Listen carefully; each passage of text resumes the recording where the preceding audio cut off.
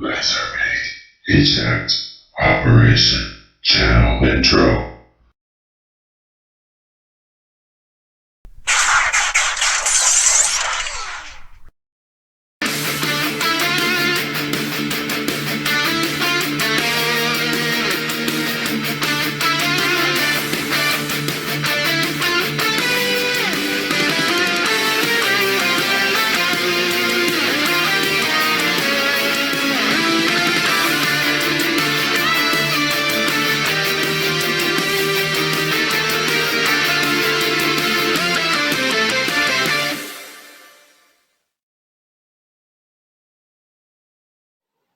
Hello fellow YouTubers, LEGO AWC Stop Motioner here, and here I'm going to review Transformers Prime 1st Edition Deluxe Class Arcee. I'm not really going to bother too much with vehicle mode comparisons. This one's roughly around the same size as the mainline one, and motorcycle, so she's not going to scale well with the other vehicles. I will do a bike mode comparison with the mainline one, but that's it. Here we got the motorcycle, very nice shade of blue, really appeals to me. Yeah, a little wide, but not too bad. We've got the blades stored on her, which doesn't look too bad.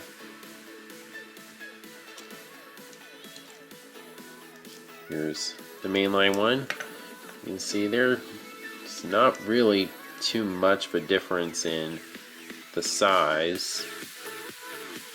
Now you can, in fact, plug the blades on to the mainline one. Interestingly enough. It clashes a little bit though, because this one's a very bright blue. The blades have some dark blue on them, so yeah. Like I said, this one definitely has better paint apps. I mean, it's part silver. It's not painted here. So, yeah. There's the bike mode comparison. You can technically transform it with these detached, but I'm gonna leave them off. Got the kickstand. It works pretty well. The blades offer a little bit more, way more support, but still, it's pretty nice. So I think that basically covers the motorcycle mode. So for transformation. So transformation can be a little difficult, but it's pretty satisfying. I do wish the seller had mentioned the stress mark here. That's really bothering me. Anyway. First, you just want to untab the sides here. Take this, pull it down, kind of angle it like this. And you just fold this part down. Rotate at the waist.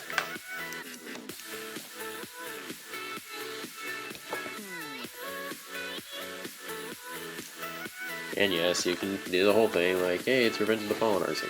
Anyway. Then you want to just fold these down.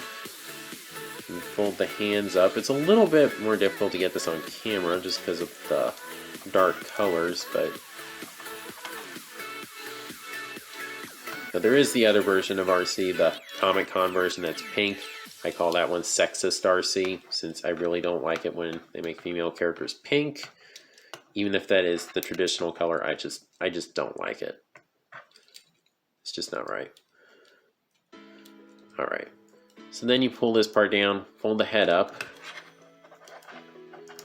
Then you just split there. This part can get a little bit tricky when you get it properly figured out. Like, you just want to tab these parts right here. I don't really know what to call them. I'm not a motorcycle expert. Then you want to fold this part up. When you get it just right, you should be able to fold these up without too much of an issue. There can be kind of a clearance issue, but it's not. It's not so hard when you figure out how to do it. Then you can fold the wheel. Either way, I really do not like this though. I like it like this. And you just... I like to get this lined up.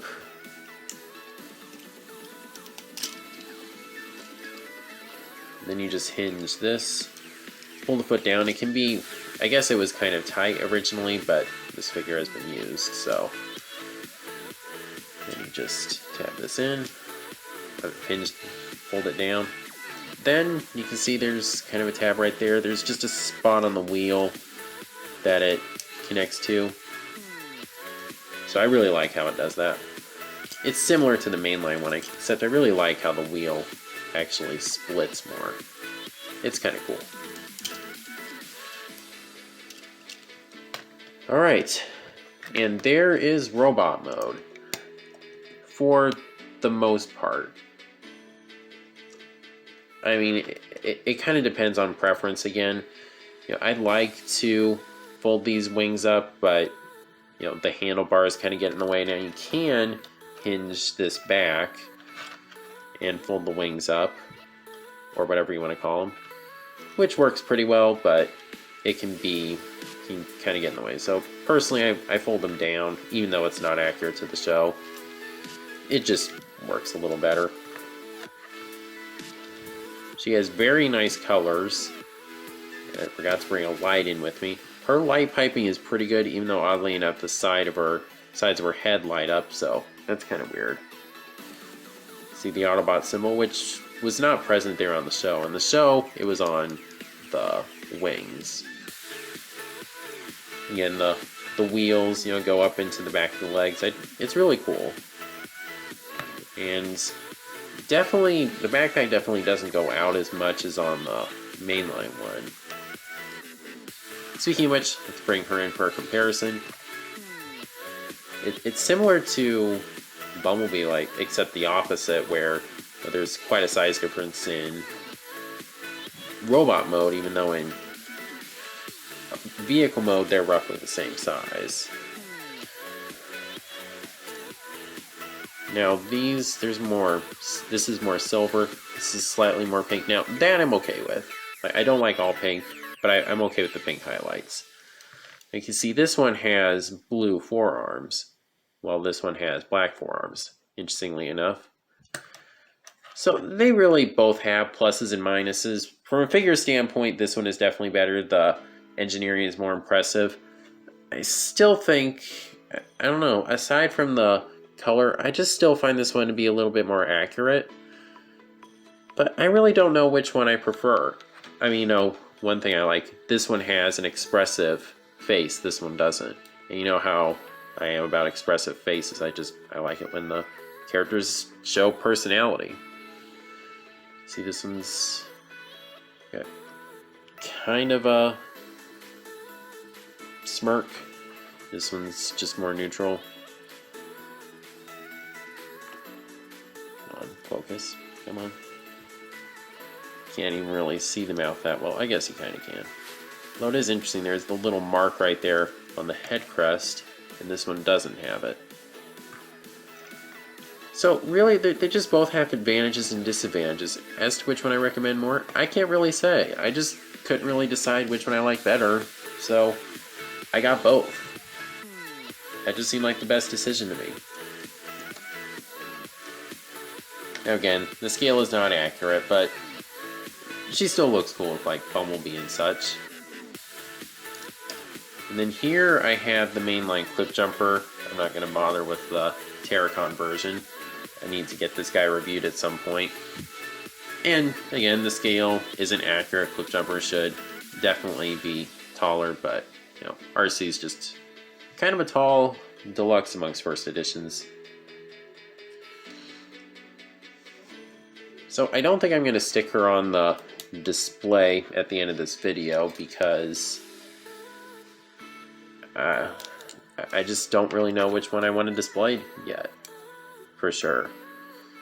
Now you can see the different set of peg holes. You can take these and attach them to the side of her legs, and she can, you know, slice Decepticons with her legs. That's kind of cool. And it's nice because it kind of covers this hollow spot here. It's a shame that this part isn't on the outside. It doesn't bug me that much though. Then you can plug the blades onto her arms, and they're way too big, but they still look cool. I still like them. So in terms of if I recommend hunting down this figure, again, she's kind of pricey. Just like I said in my video yesterday, please do not pay as much as I did. I paid way too much for this. Try to get her, I tried to get like in the 50 range, which is what I did. I managed to get the seller to agree to 55, but I still had to worry about tax and shipping, so that really marked up the price quite a bit. But if you can get her for a good price, I definitely say you should. And I don't know, I kind of just, I would just recommend owning both in terms of which one I recommend more. They're both cool figures, both great representations of the greatest version of Arcee. That's not just my opinion, that's just objective. This is and always will be the greatest version of the character. Definitely an just an awesome character. So I think that basically does it. If you like this video, please be sure to like, comment, share, subscribe, and God bless.